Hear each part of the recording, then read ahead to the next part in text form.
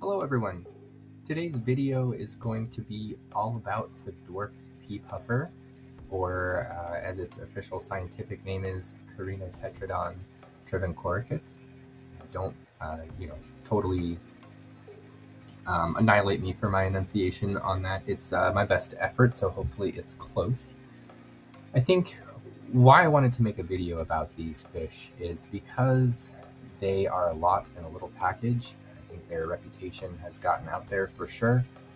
But along with that, I think there's also typically some misinformation and some tips and tricks that maybe get mentioned a lot offhand. But then when you actually get to spend time with them in a fish room or just in a fish aquarium that you spend a lot of time observing, I think painting them in one specific light kind of does them an injustice. They are adaptable. They are interactive. They do benefit from a certain criteria of care, but I also think that the way that the best way to take care of them, as so often happens in the internet, has really become polarized. So really, if that's not something that you find to be entertaining, you probably are not going to like this video, and that's okay. No hurt feelings. But I really just wanted to spend some time showing some of the cool, footage that I've gotten of them, and also kind of see how that's evolved over the past couple years of me taking care of pea puffers. So what we're looking at right now is a 10-gallon aquarium. I know everyone's going to get their pitchforks and torches out right now. I have in this video I am keeping 7 pea puffers, and you can see a few of them here and there swimming around. I don't think in this video you'll ever see all seven of them at the same time, and I would say that's probably one key to being successful keeping them in a smaller aquarium like this. However, you're also going to see all over the place there are other inhabitants. So I had some rapashi up front at the beginning that you could see all of the different Gammaris or scuds and Neocaridina shrimp. I have some blue ones in here, a colony that seem to be doing just fine with the pea puffers. You can see how many of them there are. I do have a population of a mono shrimp in here as well, but that's really just to help as a cleanup crew, like most people use them. What I've noticed is that when there's ample food options around for the pea puffers, typically you don't run into aggression issues. So here you can see all 6 of them up front, fat and happy, and generally speaking, I think I've seen them chase each other an inch or so, and then they kind of lose interest or get distracted. So I think there's definitely benefit to keeping them in a bigger aquarium and in bigger numbers. But I could also tell you from the beginning, I had some trouble keeping a group of 6 pea puffers in a 20-gallon planted tank. It was not as heavily stocked with live culture foods, and so trying to get the frozen foods equally to every pea puffer just proved to be extremely time consuming and tedious. And over the long haul, I think for most people, that's not something that they're going to sustain consistently. And that's usually to the detriment of a fish.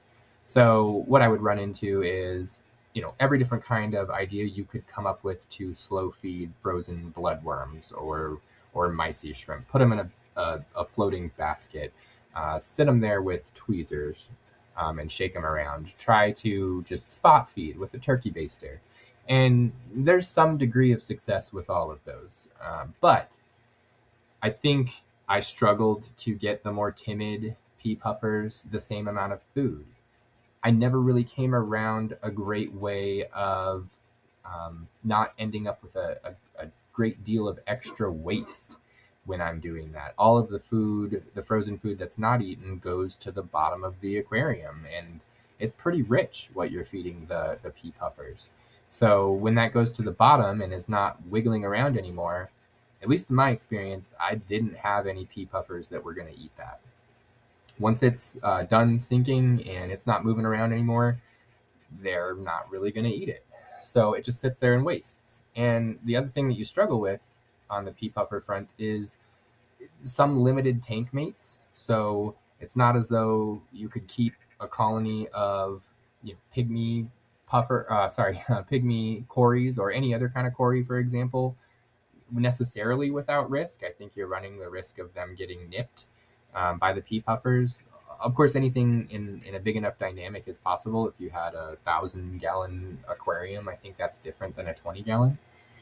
But within reason, I think it just created a difficult situation where there was excess waste, not a great way of cleaning that waste, and then on top of that, difficulty in getting each fish the same opportunity and amount of food. So after that setup, I went to a smaller setup with the same colony, and I had added one more, so up to 7, and put them in a 10-gallon that was just loaded with scuds and Neocaridina shrimp and snails.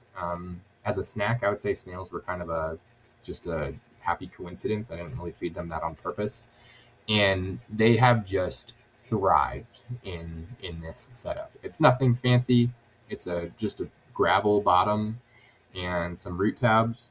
I do dose some liquid fertilizers when I remember to, or when the plants kind of, if they were to start struggling. I think up front here, one of the things that I really love the pea puffers for is, like, these are all long-term sort of ecosystem aquariums that I have running. And over an extended period of time, if one population of creatures gets out of hand, it can cause problems. So in this aquarium, for example, I had what I suspect is an Aponogeton. Maybe someone in the comments can correct me, but in the right front corner here, they just love whatever plant this is. And you can see the holes and stuff in the leaves that they're generating. And I've pretty much narrowed it down to it's the scuds that are doing that.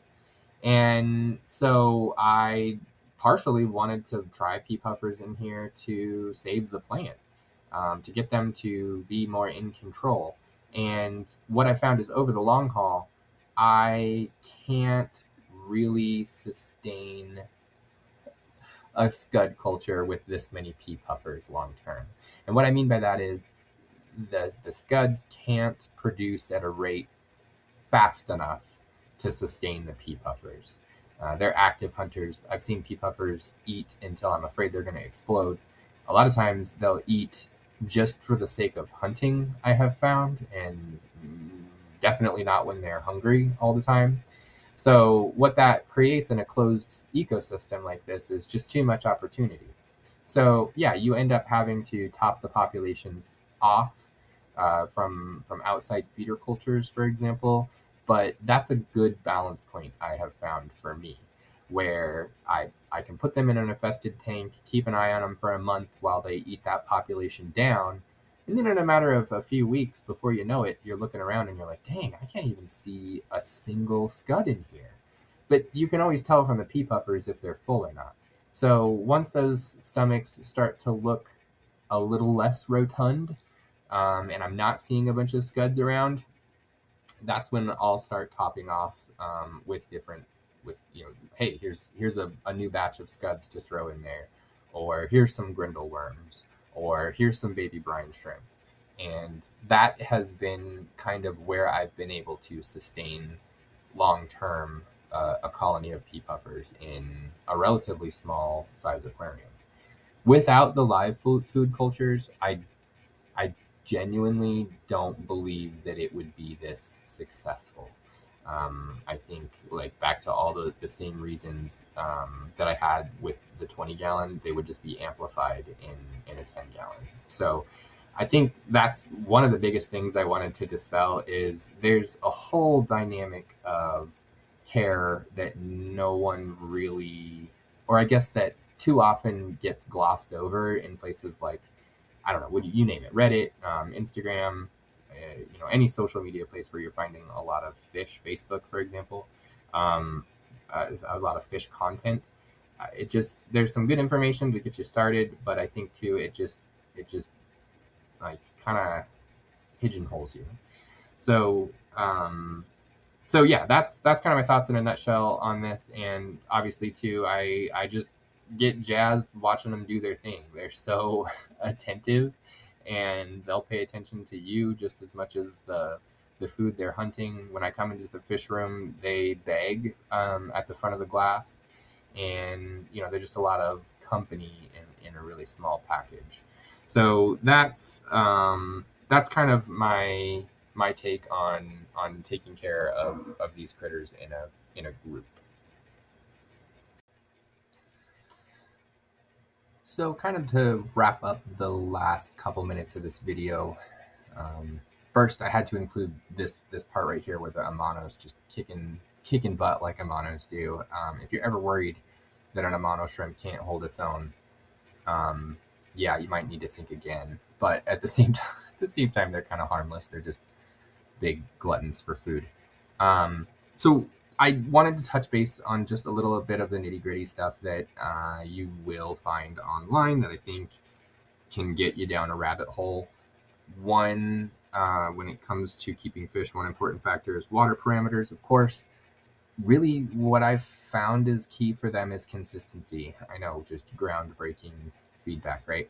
I've had them in a variety of different setups, substrates. Of course, they've all been heavily planted, but it doesn't seem like one specific pH or anything like that contributes to them thriving. My water is on the harder side, and they seem to do just great with that.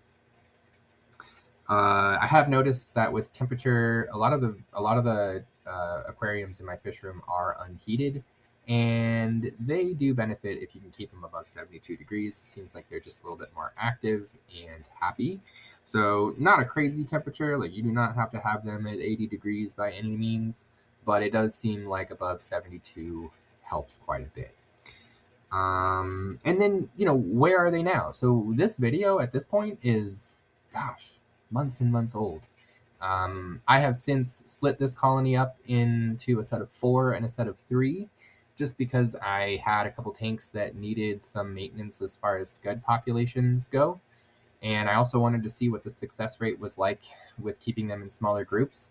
Shocking, but as long as you keep them well fed with live food options, I have not had any problems keeping them in numbers of 3, numbers of 4.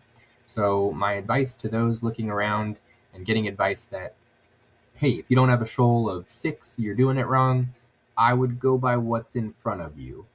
If your pea puffers are fat and happy and interactive and playful, they're okay. And a lot of the times you will end up kind of complicating things by adding new fish that then you have to medicate and deworm, or maybe you get a mean one, or whatever it might be. So don't necessarily feel like you're doing it wrong if everything is working. Final thing here would be my plans going forward with this colony. I am going to reunite them into a 20-gallon long aquarium again, and that'll put 7 of them together. the aquarium's going to be more of kind of a community tank.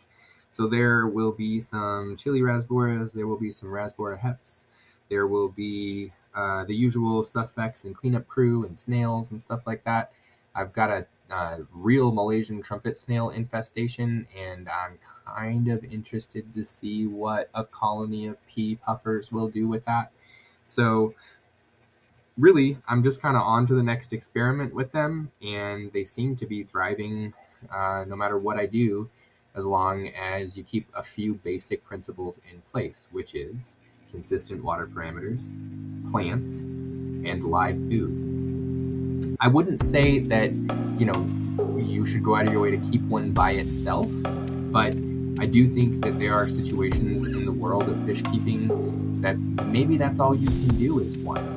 And I would say that it's not the case that that fish is being abused if you aren't keeping it in a shoal, like so often you would find on the internet. I think if you're offering that fish some live food and interaction and something to do, that's a heck of a lot better than most fish end up in the hobby. So perhaps my biggest reason for moving this colony on into the 20-gallon tank is to see if I can't get them colony breeding. And that would kind of be like the holy grail of pea puffer keeping for me. So, of course, I'm sure in a few months to a year, I'll have another update on this colony and see how they're doing. But any questions in the comments are more than welcome. And thanks for hanging out this long and watching my super nerdy pea puffer video. Have a good rest of the day, y'all.